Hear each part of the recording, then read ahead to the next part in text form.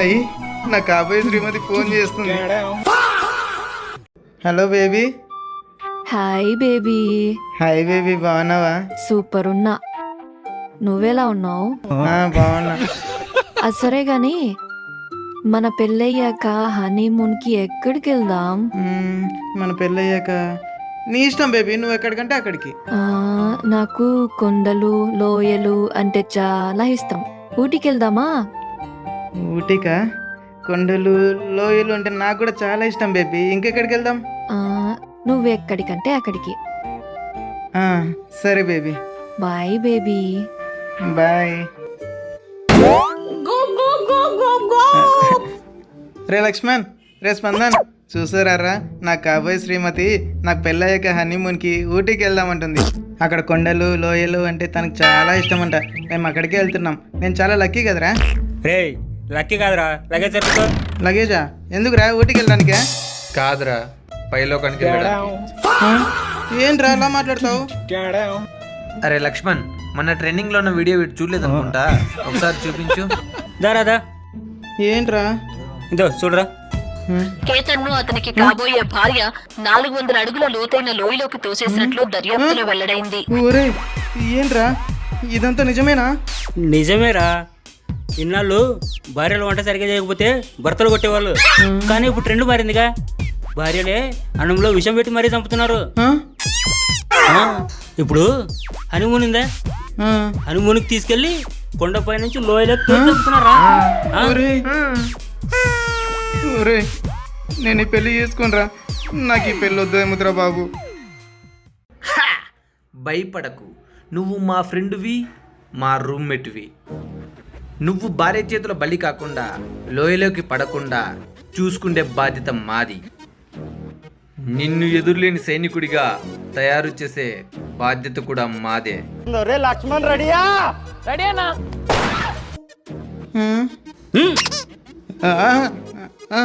Ready.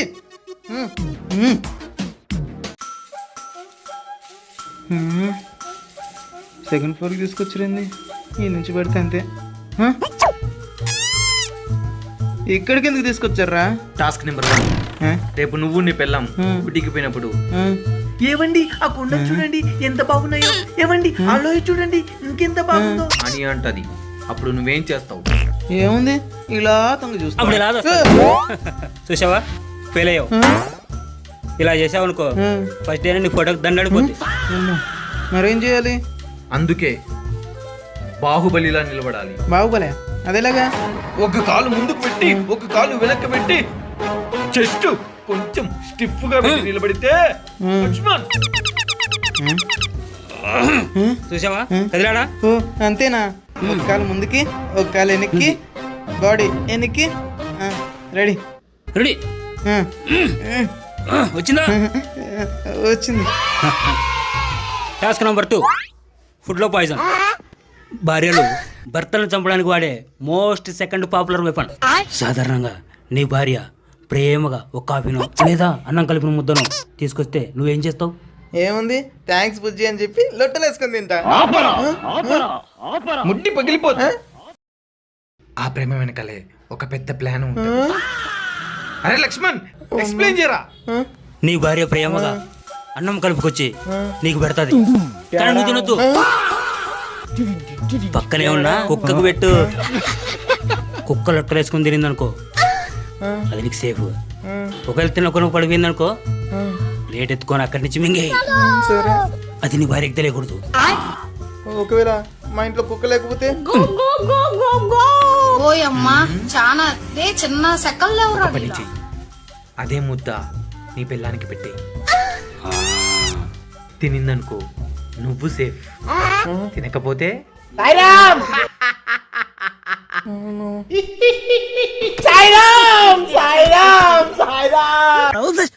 Task number 3.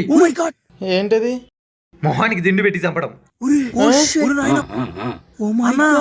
నువ్వు గురక పెట్టి అర్ధరాత్రి బాగా పడుకొని గురక పెడుతున్న టైంలో డోర్ తీసుకొని మెల్లగా వస్తుంది. తన చేతిలో పిల్లో నువ్వు Gurkha pillow Gurkha pillow Gurkha pillow. ఊపిరి చచ్చిపోతారా? ఆ, అందుకే రాత్రి పడుకునేటప్పుడు హెల్మెట్ పెట్టుకొని పడుకోవాలి. ఛీ, పెళ్లి తర్వాత మళ్ళీ హెల్మెట్ ఎందుకు?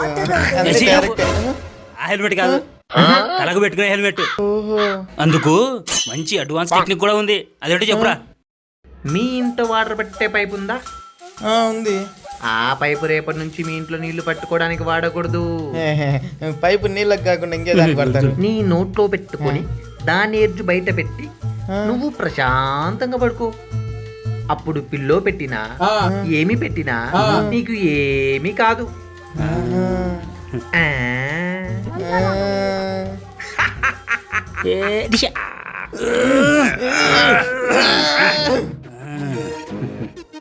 శబాస్.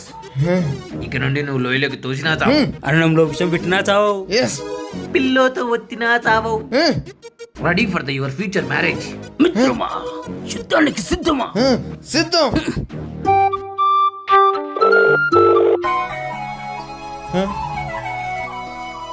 ఇదిగో నా కాబోయే శ్రీమతి గారే మళ్ళీ ఫోన్ చేస్తున్నారు.